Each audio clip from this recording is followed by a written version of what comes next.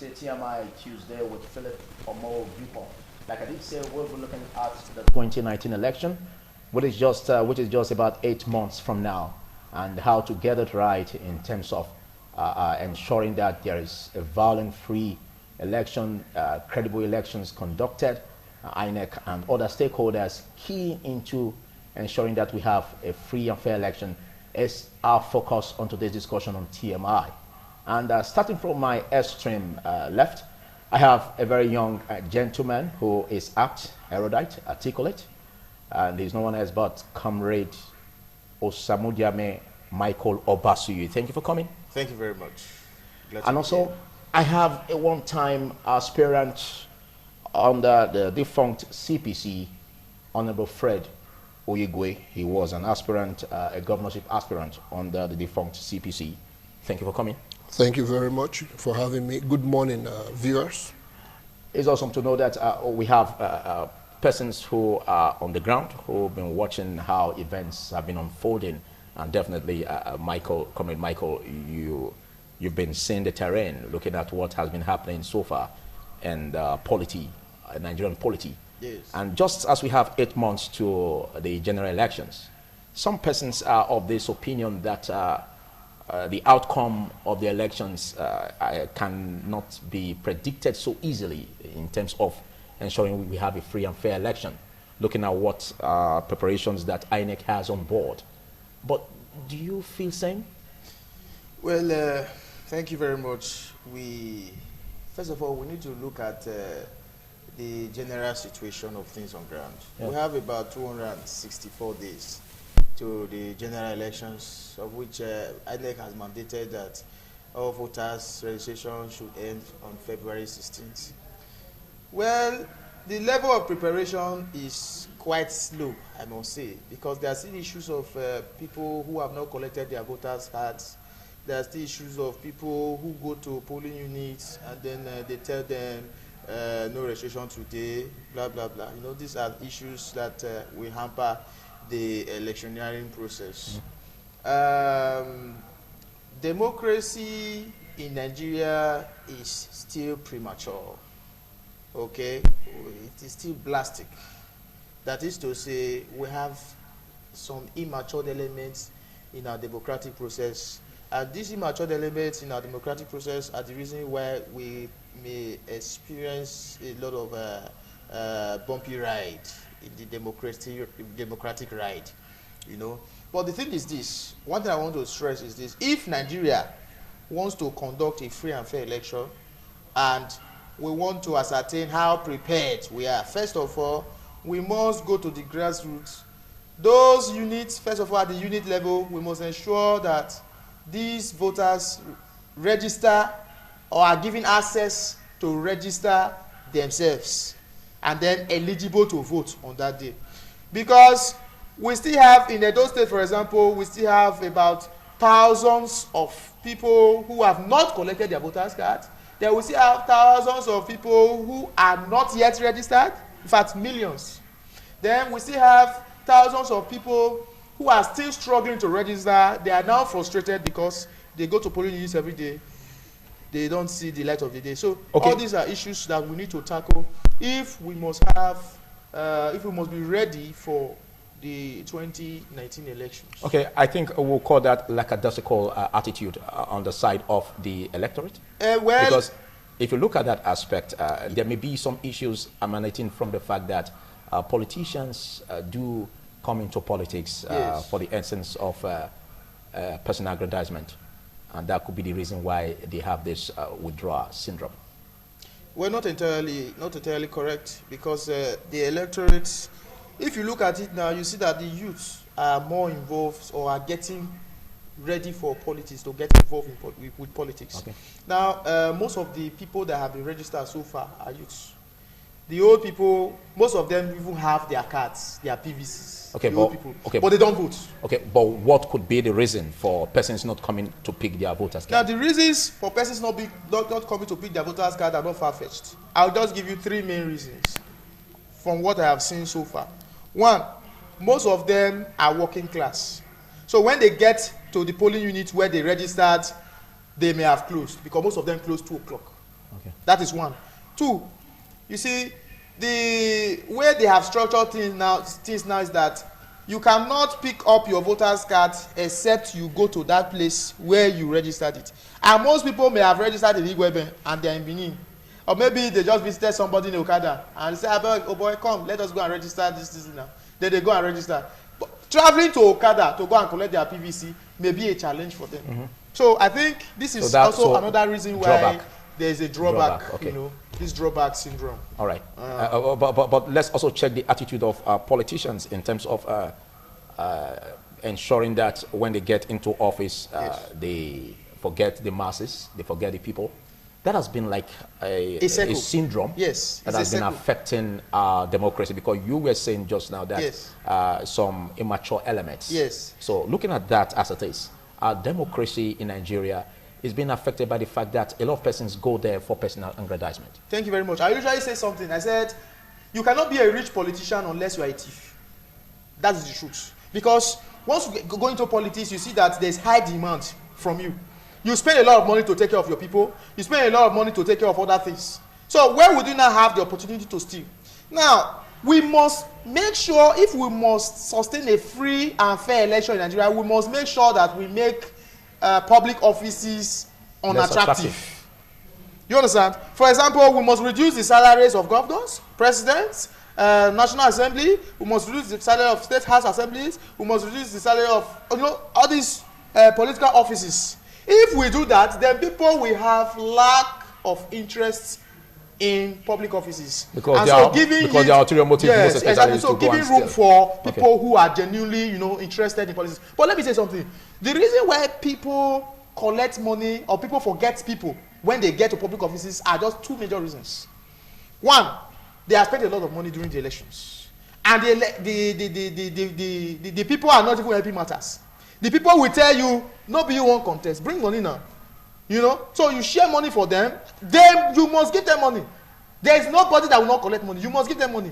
At the end of the day, when you spend billions of naira in campaigning and other things, when you get there, you like to recoup your losses. So these are the major problems where people go there and then they forget the masses. And the masses do not even remember that these are the people that you asked and you milked during the electioneering process. Okay. You know, and then when they get there, most of them borrow from banks. Most of them collect money from godfathers.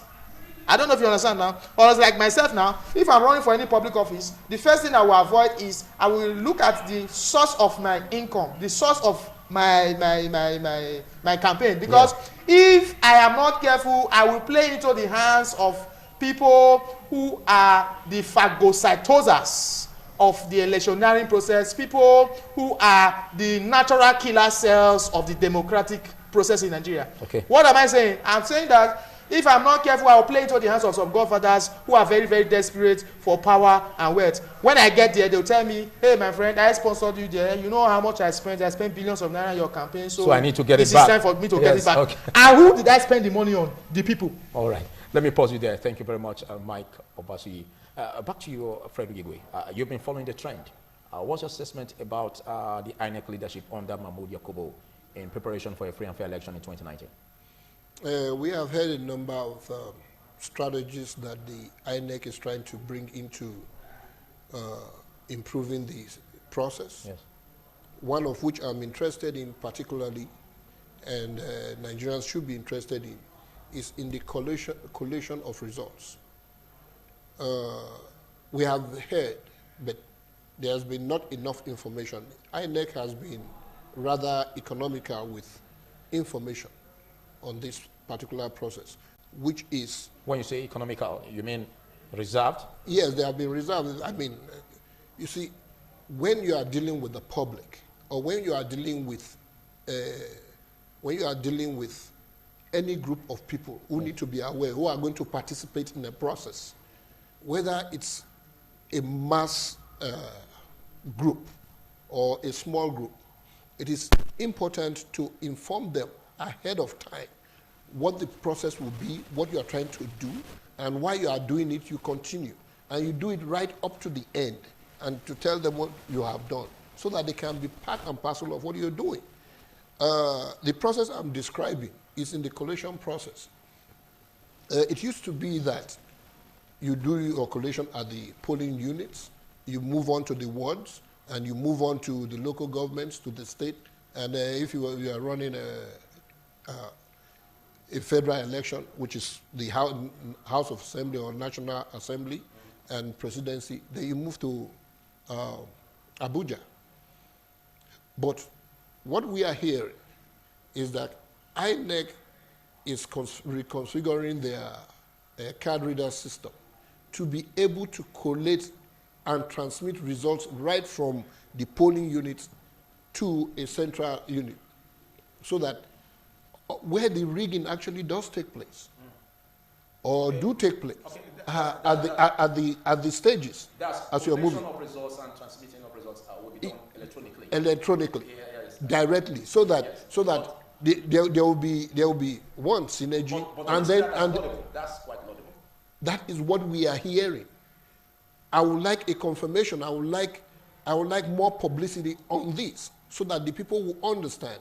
See, I'll tell you, going into the 2015 election, as a member of APC, and having contested as an aspirant under CPC at the time, going with my experience and seeing the problems my agents had, so I suggested to the APC leadership at the time that we needed to have a mock election, which was the reason why we had a mock election in some states, because that was to be an opportunity for us to understand the system. To test run the system, to understand what changes we are bringing into it.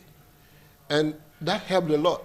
And I also suggested that we have an external collation center where all the results could be sent to, and that INEC was to be made to understand that there is an external collation center being organized by the party, so that if there was any intention of rigging by any group, they will know that the party has an independent collation center, and it was monitoring it. That monitor the process. Exactly. So that was a collation command center externally.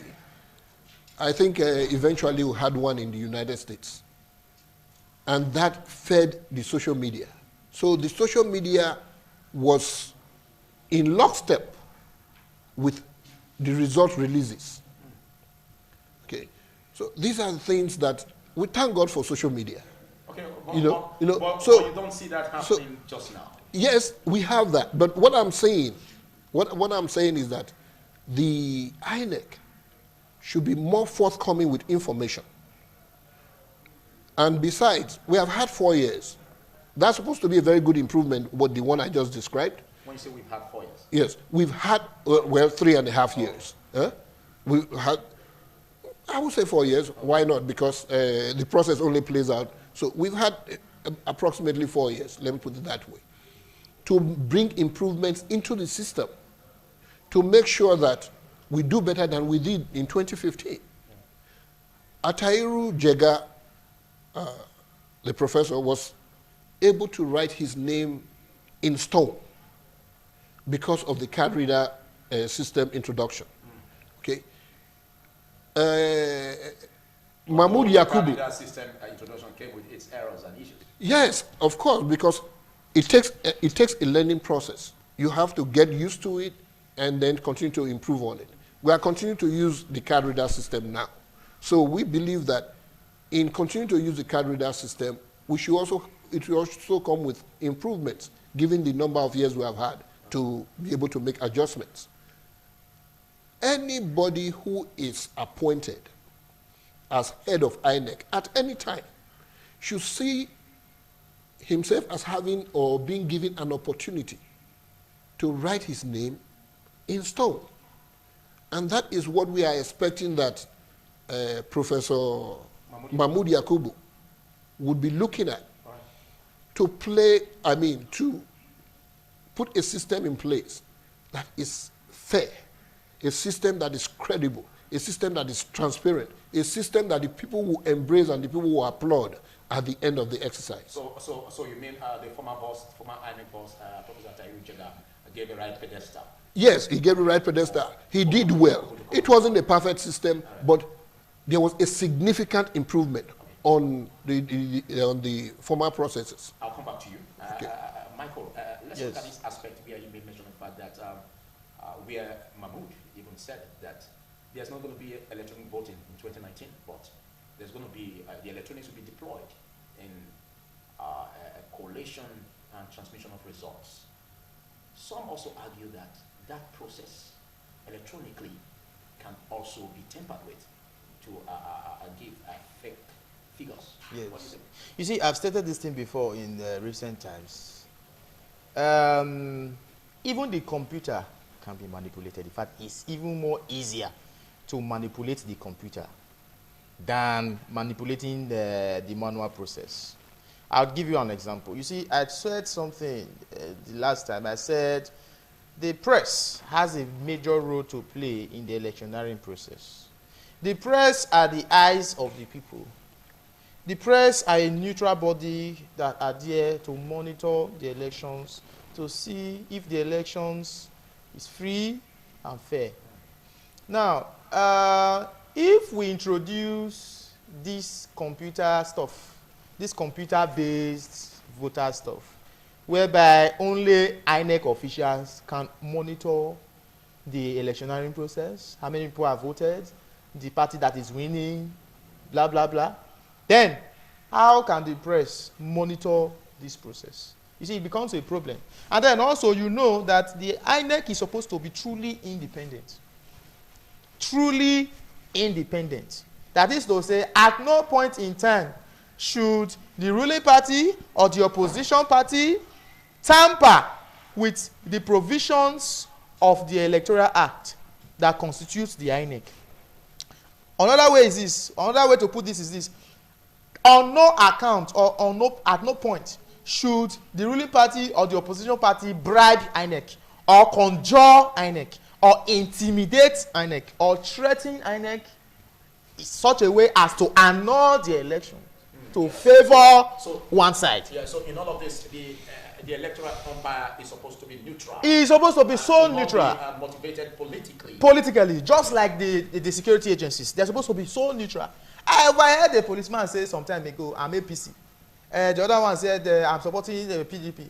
The other one said, so these people now, if they are sent to go and provide calm and peace to the polling units, they will go there and start supporting their own parties. Okay, so you see, I've heard the police say that. We don't have figures to you understand? So these are the issues we are talking about. Truly, independence is very, very important when we are talking about the electioneering process. Now, this issue of computer also, you remember, you should know also that the computer is like a portal. Who designed that portal? That's the first thing. The people that designed that portal have administrative access and access codes to it. Yeah. Computer can easily be altered. Like, do you understand? Because they go in bytes and digits. So one can easily manipulate figures. Instead of 10,000, one can just easily put 10, and then it will be 100,000. So it can be garbage. I don't know if you understand that now. Even this issue of JAMB now, this issue of WAEC, this issue of even some schools that are organizing CBT, they are doing CBT as their internal-based exams. Or, you understand? Now, these people still have access to computer upgrading scores. Okay, let alone if we now introduce it to the INEC. They will be upgrading the votes of the ruling or the opposition or whichever party they want to. Okay, but let's check the aspect of advancing technologically. Yes. Technology has brought about a lot of advancement. Yes. To kick away any shade or. What I would suggest is that we will subcontract. We will contract. Yes, we will contract. No. We will contract. We will contract the building of this computer or this building of this system to another country. No. That's the only way.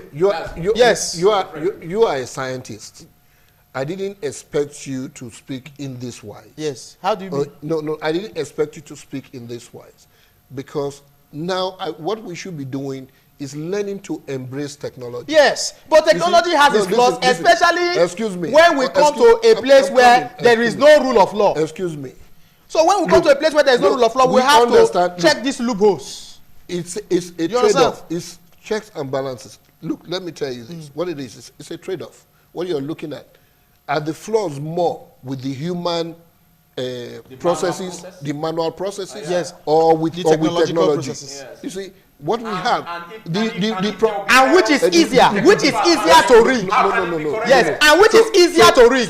Because the people will not see, the computer. Hold on. The people will not see the information as they travel through the system. But manually they can see. It is what you see and what you hear that you can have evidence. Excuse me.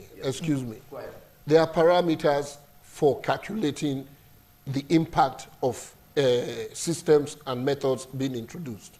If you are introducing technology, there are parameters for comparing it to what you used to do, okay, to know which is better, and which to deploy, yes, which to embrace. Besides, what you said is that INEC alone will collate results, will be privy to the information of results coming from the states. That is not the case. If they use that technology. Hold on. What the process requires and what the process demands and what the process that prevails, yes, is that you have agents from all the parties at every center and at every tier. Of course. That will monitor the process. It has been like that. And look. Electronically. Excuse me. I just made a where you do have all parties represented, yeah, at the collation centers. They have systems for monitoring what is being collated, and the press will be there also. So that is transparent. Yeah, he just made Listen. That is what obtains. That is what obtains. Because only INEC can control it. You see, that is the good thing. You do have figures that are being transmitted from the units to a central center. So we have that. So yes, you do have that. Yeah, so you do have now an opportunity to compare the results, yes, being collected from the ones being sent, because you can now go back. Even though you are doing this electronically, you are doing it electronically so that you can immediately call results and affect and truncate any plans to manipulate and to read. Hold on now. Hold on. And then you can always come back to cross-check to see whether or not there has been manipulation. So it's an improvement. And I think we're talking about various polling units, various polling units. That's why that magnitude. Oh, it's much easier, because we are doing it electronically. Okay. It's much easier. I mean, let me tell you, what used to obtain was that by the time you get to the ward centers, the ward collation centers, and the local government centers, you are in the wee hours of the morning. And sometimes, hold on now, I'm telling you from personal experience. Yes. And sometimes the light is dim, so you are not even able to see what's going on. But if now we are going to do this thing electronically, you are going to be able to do these things in daylight. As soon as the polls close, then you transmit. Okay. And so you are able to do this collation. There were times when at some of the ward centers, when they were using telephone flashlights to be able to write those figures and everything. And the place will be crowded and you will not see what they are doing. So figures can be changed. Okay, when is manual? Look, it is a great. No, let me just. At the manual process, there were allegations that even figures were changed. Look, the manual process. The manual process. Let me tell you, the manual process was a disaster. Okay, it was a managed disaster. We were just managing it. We were just accepting it, going along with it, not because it was good at all, because of all the extraneous problems that we have, including lack of electricity. But it was the manual process that they used to conduct the 1993 elections that made Abiola to emerge. That 1990. I will be glad to discuss that 1993 election. Which let's not go there. But when that time comes, we will talk about that. Yeah, let's not go there. Yes. Okay. So the electronic transmission system, it's by far better than the system that prevailed. No, of course, we're operating that already. By far better. You see, and so we should. You see, you see. It is not. It is not rocket science. Yes. It is not rocket science to know that the electronic transmission system is much better. Okay. You see, what we're trying to say is this: it's not as if we are saying that the electronic transmission system is not good or is not a better option. It's faster, and it should ideally, in an ideal society, be more dependable. But Nigeria is not ready for it. That is what I'm trying to say. You see, the problem is this. I have said it and I will continue to say it and I will still keep saying it. That if we allow the fully automated, let us put it like that, fully automated, because now we are operating the electronic system. 2019, it was still this tom printing. Tom printing is electronic. Do you understand? Good. Now, if we allow the fully automated electronic system or computerized voting to take place, there'll be room for mago-mago. Let me explain what mago-mago. You know what mago-mago is, Mr. Philip? Mago-mago is when there's wuru-wuru. Yes. You understand? When there are inconsistencies with the results, inconsistencies with figures. Figures are not matching with facts. Okay, but let's not hope for the negative. You understand? But let's look at if we must put, yes, good. Now, let us now provide solutions. If we must do electronic voting, which is better, we know it is better. If we must do that, then many things are going to be put in place. One, you see, you talked about agents being present in the voting centers, blah, blah, blah. Yes, it is so. But these agents, most of the times, these agents work for their various political parties. Yeah. But most of the times, the security agencies will even prevent these agents from doing their job. So we must ensure that the security agents are neutral. That is the first thing. Secondly, we must ensure that the INEC is truly independent. I still maintain it. Truly independent. If not, we will go back to status quo ante. My question is, how do you? No? Let me guide you. Yes. Now, what he just said, you can react to that and embellish whatever you want to use in doing that. But what he just said took my mind back to the former INEC boss, Professor Tahiru Jega, in his democracy speech, 2018 democracy speech in Abuja. He made it clear that the security agents must be professional. He spoke from the knowledge of what transpired during the 2015 general elections, that security agents were not seen as neutral. And that has been a bane in ensuring that we have free and fair elections. What do you have to say? Why you react to whatever you have to react? Look, we do have that problem. Yes. And it's a problem that has to do with the training and the preparation for the elections.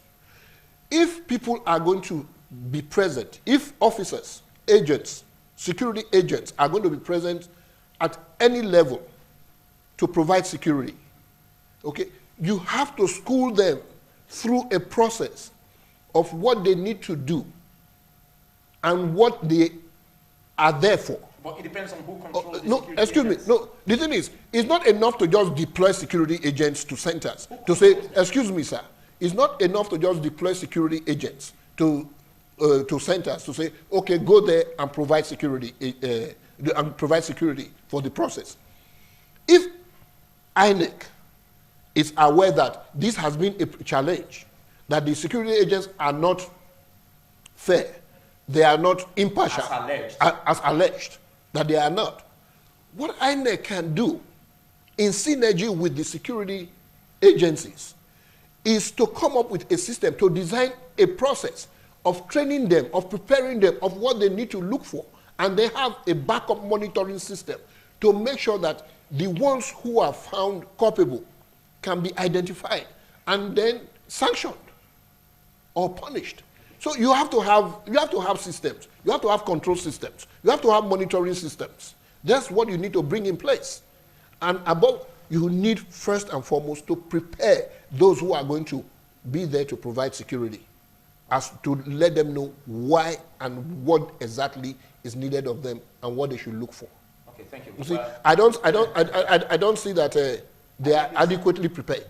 You don't see them as adequately prepared. Yes. Well, that's the essence because in most cases, in most cases, when there are problems, even at polling centers, you see the security agencies, they just stand there, they stand neutrally, as if they are not supposed. That's not how you provide security. You are supposed to ensure order. There's this, Mike. Yes. There's this impression that he who pays The piper determines the tune. Yes. Looking at it alongside our democracy. Yes. You made mention of immature elements. Exactly. I'm still trying They are to like wrap fibroblasts. I'm trying to wrap my head Immature. around what that is all about. Yes. Let's unveil Yes. and unwrap. Yes. So You see, in that line, he who dictates who pays the piper dictates It's the the tune. tune. Do you see that as really playing dominant yes, in our it's a elections? problem to this democratic process. You see, you made mention of something. Who controls the police? They have their IG. Is it not? Now, my brother here said something that these people should be prepared, they should be guided, they should Yes, from professionalism. Yes, it's good. But I'll tell you that they know what to do. You understand? They know what to do. Even a child knows that once you are being, even a baby police knows that once you are being sent to the polling unit, you are there to keep calm, you are there to make peace and order, you are there to enforce law and order in that place. You are there to be neutral.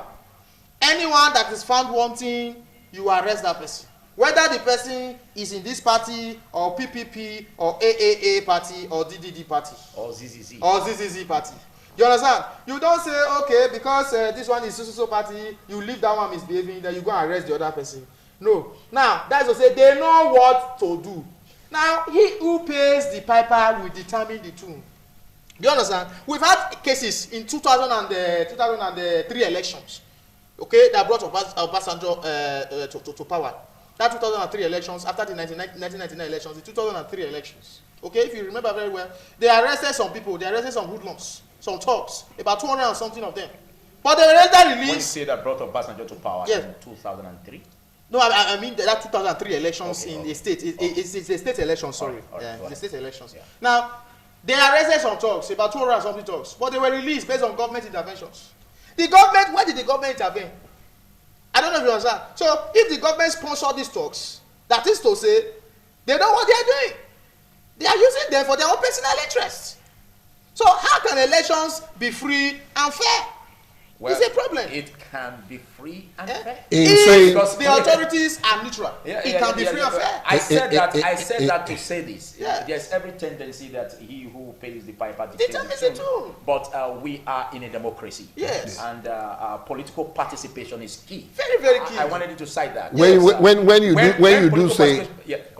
you do say he who pays the piper dictates the tune, yes, you are insinuating, if I may say, that the government of the day, excuse me, that the government of the day, being the de facto supervisor of the security agencies, will have an upper hand.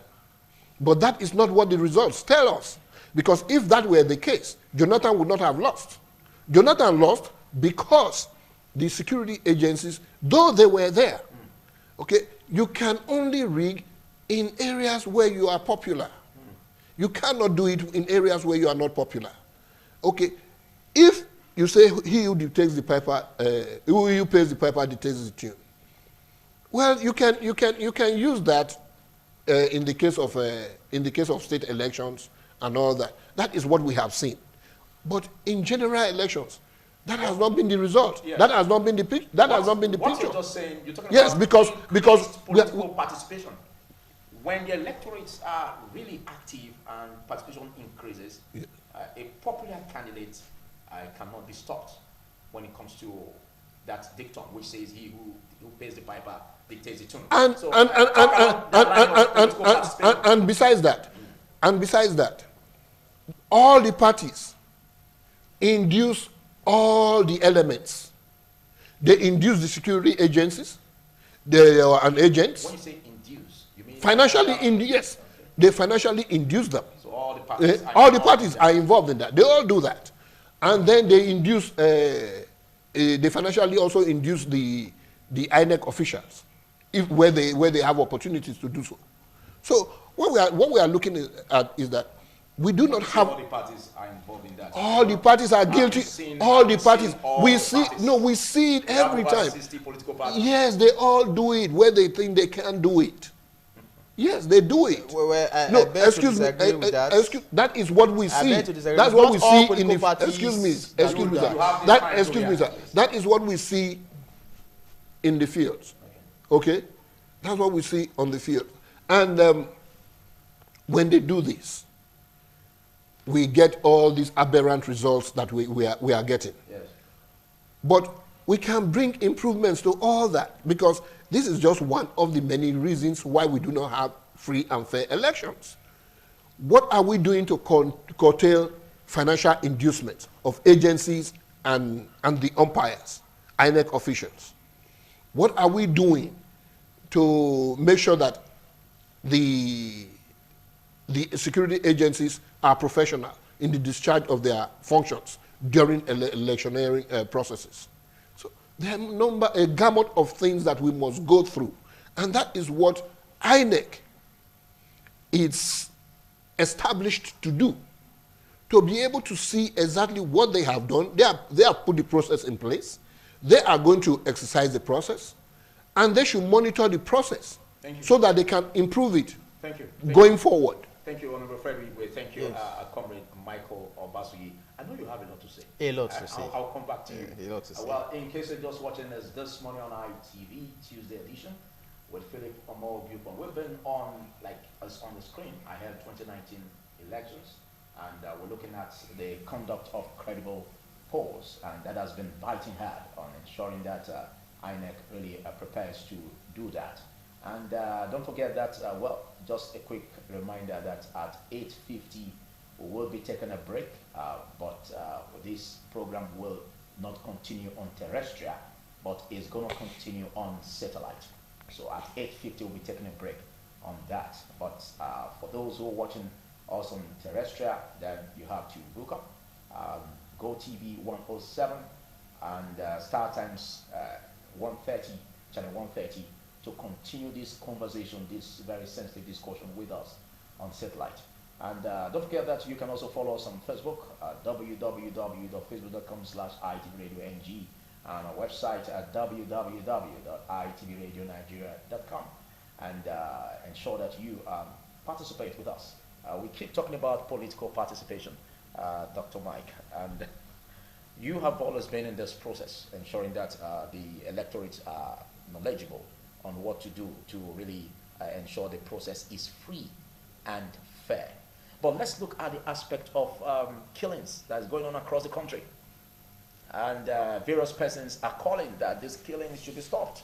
It's almost like every day or every other day we hear about killings. And don't you see that as also bringing about voter apathy in such areas where killings are going on? How do we nip that in the bud? Yes. You see, it's very, very disturbing. It's very disturbing to know that killings are still going on within some aspects of the country, and nothing is being done about it. Even the state governors of those states are even crying now that. When you say nothing is being done about it, yes, are you sure you are crying about that? Because I'm really on various occasions, law enforcement agents have been dragged to areas to curtail that. Yes, they have been dragged to those areas, but they have not done anything to contain that. If not, we would have had positive results by now. Even the state governments of those states wouldn't be complaining by now that their hands are tied, and they cannot even have the constitutional powers to control the security of those states as the chief security officers of the respective states. So I think that, you see, an elder does not sit and watch a she-goat deliver in Tita. That is an Igbo parable. One does not go to the farm when his roof is on fire. That is another parable. Now, what I'm trying to say is this. Elections will be hampered in those states if we don't have maximum security in those states. That is to say, if there are still killings going on in those states, people will not, it's not even may not, people will not on that day go out to vote. Because on a normal day, even without elections, you still see people being killed. Let alone elections on that day of elections, when there is there's element of violence, yeah. in those states. Now people will not go out to vote because they know that they will kill them. And the police or the security agencies may not do anything about it as usual. So they will not go out to vote that day. I suggest that the federal government should put heads with the state government to curb security matters in those affected states, just like the Middle Belt now, like in Benue State now. Recently, they ordered an airstrike. I don't know if you heard about it. They ordered an airstrike in Kasinala and the other areas along that Benue region. The Nigerian Air Force did that. Why did they do that? They said that some hoodlums from that area assaulted one general in the Air Force, blah blah blah, and then they ordered airstrikes. Now, okay, you see where we are going to now. Yeah. Now, those people that have been killed now, some of them, in fact, most of them are innocent people. There are settlements there. Do you understand? Now, tomorrow, if they are depleting the numbers of eligible voters in those areas by incessant killings, then how do we now expect elections to even vote there? Who will even vote there at the end? Who will even vote? Well, will there be human beings ready to vote? Just to let you know that whatever opinion being made by any guest in this place is a personal opinion and not the opinion of the station. We're still on the subject. What do you have to say in that aspect? Killings across the country. First and foremost, regardless of how bad our security agencies are, how terrible they are, how terrible they are perceived, we must understand that these are the people paying the highest price for the security of the nation. Yeah. They are committed to giving their lives to secure, to make sure that peace prevails across the nation. So for that, I want to first commend them. Among the security agencies, they have bad eggs. They have those who are myopic, who cannot see the larger picture, who cannot see the direction, the opportunity of what we have as a nation to develop and become great. And because of that, the way they conduct themselves unprofessionally. They conduct themselves in that same myopia and will not carry out their duties the way they are supposed to. What we do have with the killings is unfortunate. Okay. But to say that the federal government is doing nothing is wrong. The federal government doing enough? Perhaps not. But you cannot, we do not want to localize the responses of these agencies because there's somebody at the helm of affairs. The IG is there. It's his responsibility. He is to take the blame. The buck stops at his table as far as security is by the police and stops at the table of the Mr. President as long as the Nigerian police force is under the president. Okay. So that brings us back to the question of restructuring, for which we have all agitated. Restructuring has become a must. Okay, thank you. You see, excuse me, sir. Okay, yes, okay, restructuring has become a must. We need to restructure our security systems such that the states and the local governments can have a say in the security of their territories. That's what we need to do for us to have good security in the country, as is done in the developed nations. Thank you. Ahead of 2019 election, conducting credit polls has been the crux of today's discussion. Well, we can't wrap our heads around this subject and finish it in one day, never on one loop. We're going to continue that definitely in subsequent times. Well, as we round off on that, Comrade Michael Obasuyi, your final words of this segment. Yes, my final words are very, very brief. The democratic process in Nigeria, we still need a lot to be done. A lot still needs to be done. Everybody must come together to ensure that will protect this our democracy, because we have no other country to go. It's Nigeria that we have. Nigeria is our country.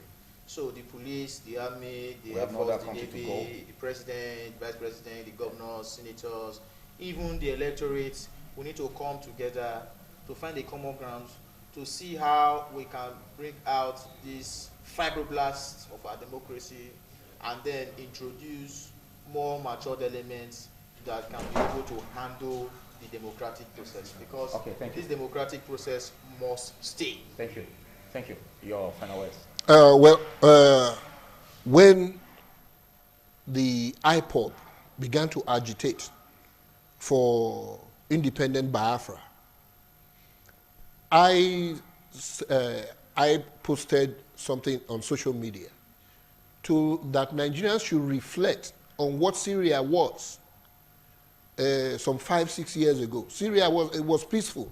So what we need to do is, like he has said, we all need to sit down and work out our system to make sure that we bring improvements to our system, because we have a system that has an opportunity to be great. Thank you very much. Well, TMI continues after this break. Thank you for coming. Comrade Michael Obasui. Thank you very much. Of course, Honorable Frederick Igwe. My pleasure. Thank you. Stay with me.